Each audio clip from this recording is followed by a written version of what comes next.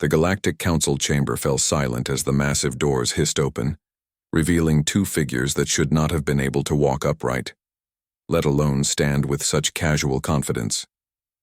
James Mitchell and Fiza Khan stepped into the pristine, white amphitheater, their heavy boots echoing ominously against the polished floors designed for the delicate appendages of civilized species. Ambassador Veltar of the crystalline hegemony watched in horror as the humans approached the central speaking platform. His translucent body flickered with anxiety patterns as he transmitted urgent warnings to his colleagues.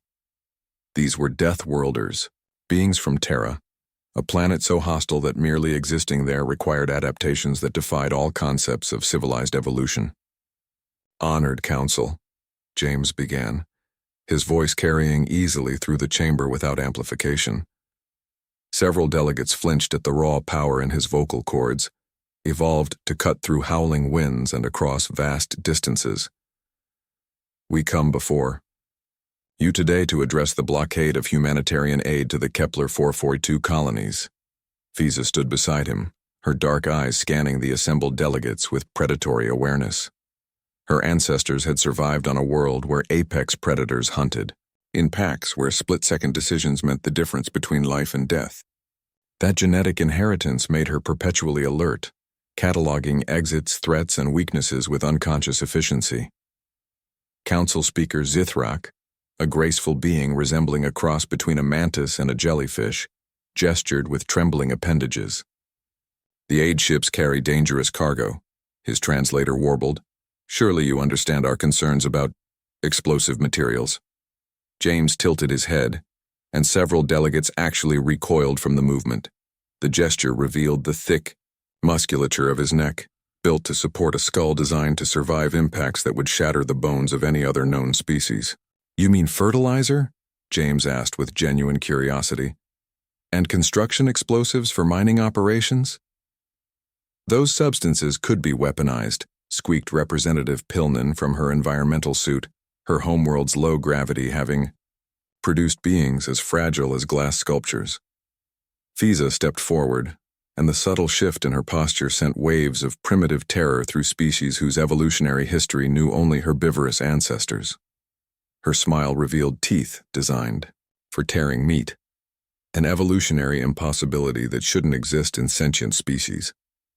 "On our world," Fiza said conversationally, "we use fertilizer to grow food. We've been doing it for thousands of years, the same chemicals that help feed our children." She paused, letting that sink in. "We also use them to clear avalanches that threaten our mountain communities, or to break up ice dams during flooding season."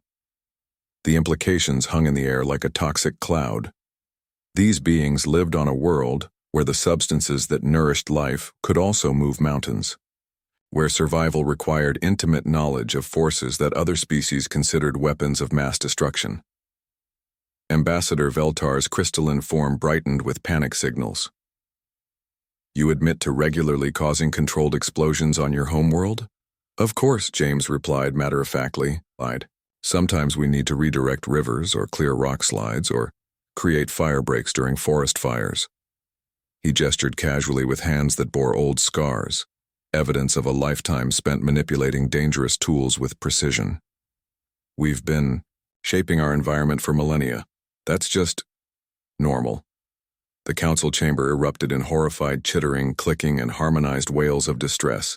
The concept of a species that could casually reshape their environment using controlled destruction was beyond their comprehension. Most civilized worlds had evolved on gentle planets, where the greatest natural disaster might be a mild storm or a seasonal temperature fluctuation. Representative Quindal of the Peaceful Worlds Coalition spoke through her atmospheric processor, her voice artificially modulated to hide her terror. "Your species manipulates geological forces as a matter of routine?" Fiza nodded, seemingly oblivious to the panic spreading through the chamber. "Well, yes, we have to. Earth doesn't really give us a choice. If we want to build cities, we need to level mountains or drain swamps. If we want farmland, we might need to divert rivers or clear forests. Our world tries to kill us pretty regularly, so we learn to push back." "Tries to kill you?" The question came from 6 different delegates simultaneously. James scratched his jaw thoughtfully.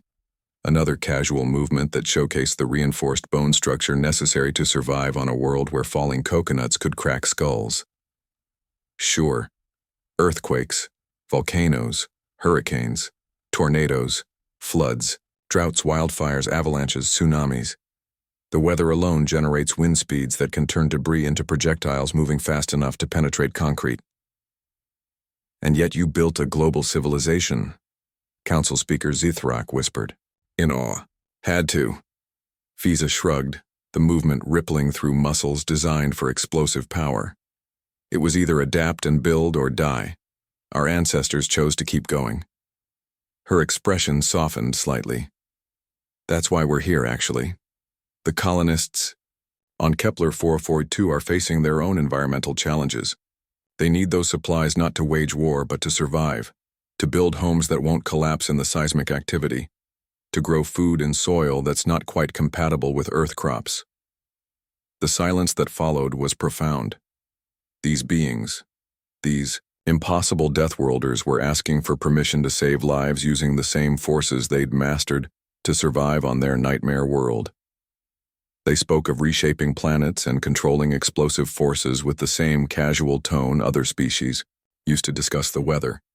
Ambassador Veltar's form flickered rapidly as he processed the implications. Humanity hadn't developed these capabilities as weapons. They'd developed them as basic survival tools. The gap between human and galactic civilization wasn't just technological. It was fundamental, existential.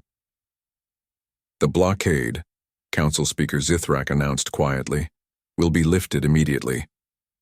As James and Fiza nodded their thanks and turned to leave, every delegate in the chamber shared the same sobering realization. They had just encountered a species that considered mastery over forces of nature to be a basic requirement for civilization. The heavy doors sealed behind the departing humans, but the terrified silence lingered long after their footsteps faded away.